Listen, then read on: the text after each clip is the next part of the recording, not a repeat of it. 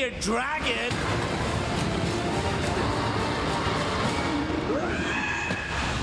I'm too beautiful to die. All right, welcome back. We call this next segment In Defense of Dolittle. Time to talk RDJ. He has not made a family film in a number of years. No more Iron Man for him.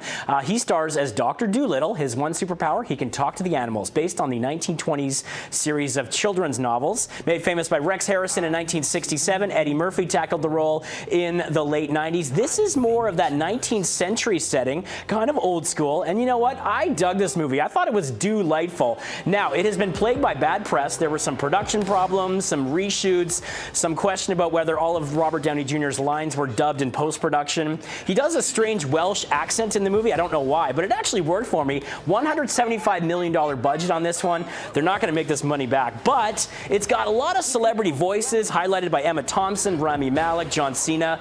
Michael Sheen plays the villain. He's totally scenery chewing in it, which I thought was a lot of fun to watch. It's a whimsical adventure full of eye-catching CGI, and it's got a beautiful animated prologue that pulled me right into the story, actually kind of set everything up. You know what? I dug this movie. I thought it was fun for the kids. It reminded me of like an old school kind of throwback film that used to do really well at the box office, but today's audiences, they seem to be demanding a bit more.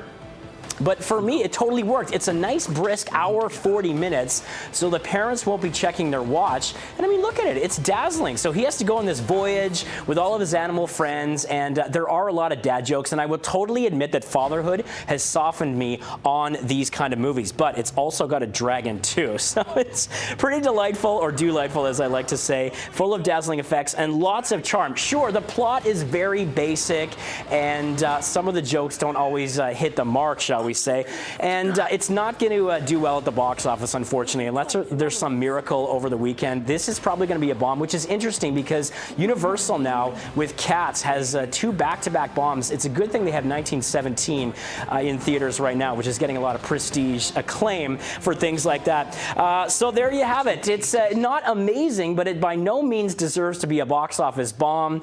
It's catered towards children, and if that's the case, you can call me a big kid because I'm going 3 out of 5 for Dolittle. Okay.